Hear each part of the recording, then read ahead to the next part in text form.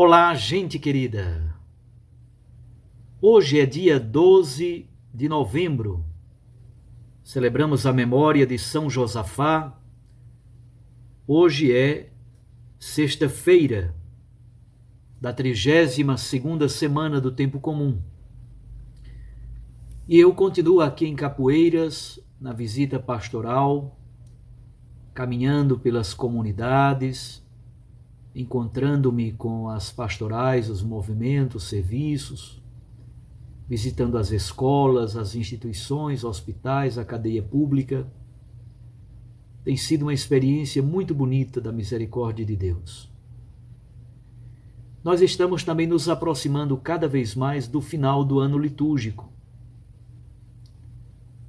Daqui a pouco chegaremos ao término do ano litúrgico 2021 e com o começo do advento inicia um novo ano litúrgico. É por isso que no Evangelho de Lucas estamos lendo os textos do discurso escatológico de Jesus. Hoje encontramos mais um texto como estes, como foi já o de ontem. Lucas 17, de 26 a 37. Naquele tempo disse Jesus aos seus discípulos: Como aconteceu nos dias de Noé, assim também acontecerá nos dias do Filho do Homem. Eles comiam, bebiam, casavam-se e se davam em casamento, até ao dia em que Noé entrou na arca. Então chegou o dilúvio e fez morrer todos eles. Acontecerá como nos dias de Ló. Comiam e bebiam, compravam e vendiam, plantavam e construíam. Mas no dia em que Ló saiu de Sodoma, Deus fez chover fogo e enxofre do céu e fez morrer todos. O mesmo acontecerá no dia em que o Filho do Homem for revelado. Nesse dia, quem estiver no terraço, não desça para apanhar os bens que estão em sua casa. Quem estiver nos campos, não volte para trás. Lembrai-vos da mulher de Ló. Quem procura ganhar a sua vida, vai perdê-la. E quem a perde, vai conservá-la. Eu vos digo, nessa noite 2 estarão numa cama. Um será tomado e o outro será deixado. 2 mulheres estarão moendo juntas. Uma será tomada e a outra será deixada. 2 homens estarão no campo. Um será levado e o outro será deixado. Os discípulos perguntaram: Senhor, onde acontecerá isso? Jesus respondeu: Onde estiver o cadáver, aí se reunirão os abutres.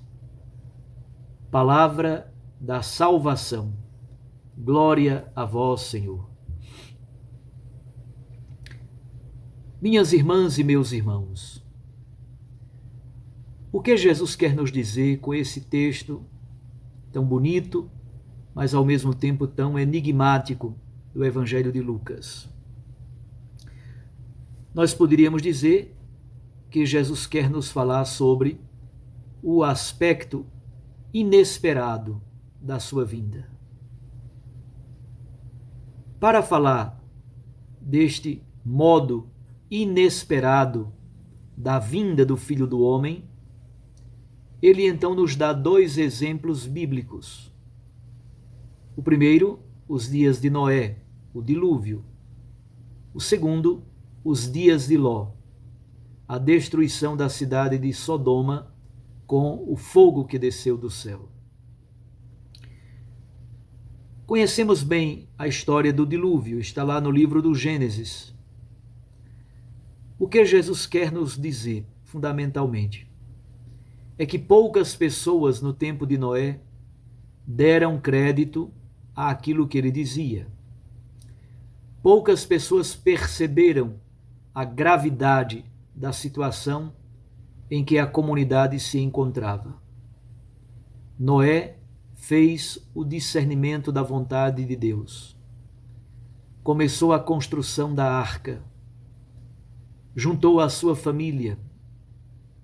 Juntou inclusive animais para conservar a espécie. Os outros estavam embriagados pela vida cotidiana. Estavam anestesiados, narcotizados pelas preocupações da vida cotidiana.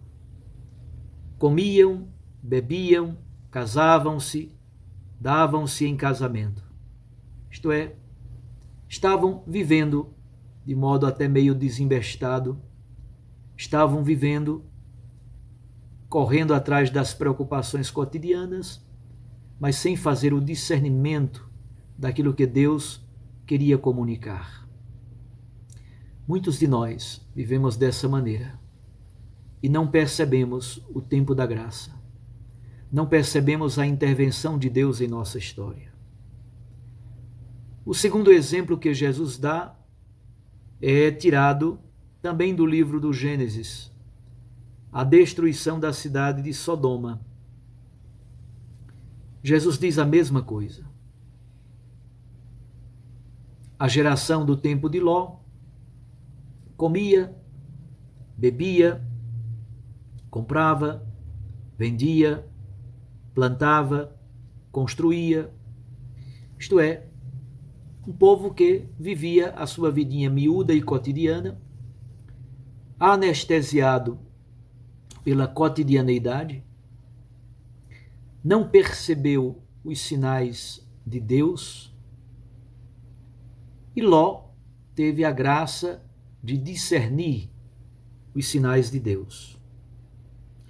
A partir desses dois exemplos, Lucas conclui sempre dizendo: o mesmo acontecerá no dia em que o Filho do Homem for revelado.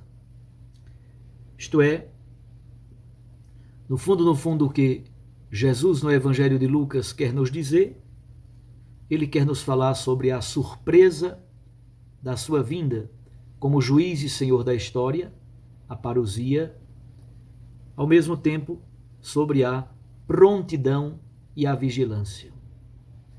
Já que não temos como saber o dia ou a hora, a única coisa que nos resta é prontidão e vigilância. Uma outra coisa bonita que o Evangelho de hoje quer nos ajudar a compreender é que as decisões de Deus são irreversíveis. Além de ter um caráter imprevisível, um caráter inesperado, inaudito, um caráter de surpresa, mas há também um caráter de irreversibilidade. É irreversível. Por isso, quem estiver no terraço, não desça para pegar nada na casa. Quem estiver no campo, não olhe para trás. É preciso seguir o mesmo conselho evangélico já conhecido. Quem procura ganhar a vida, na verdade vai perdê-la. Mas quem perde a vida, quem gasta a vida, quem doa a vida, quem entrega a vida por Cristo e pelo seu evangelho, esse na verdade ganha a vida plena. Interessante que agora Lucas coloca este dito, esta sentença, à luz do juízo final, à luz da parousia. É bonito. Mas o caráter irreversível do agir de Deus se revela sobretudo no fato de dois estarem juntos. Um casal está numa cama. Um será tomado, o outro deixado. Duas mulheres estão moendo juntas. Uma será tomada, a outra será deixada. Dois homens estarão trabalhando no campo. Um é tomado, o outro deixado. Por quê? Não se sabe. Mistério insondável de Deus. Nenhum dos dois sabia, mas naquele momento ele foi chamado à presença do Altíssimo. que nos resta? Preparar-nos bem. Prontidão e vigilância são as duas palavras fundamentais. O último versículo, o versículo 37, é meio enigmático.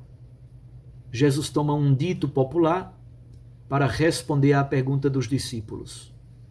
Os discípulos perguntam ao Senhor, onde vai acontecer isso? Jesus responde, em qualquer lugar, em todo lugar.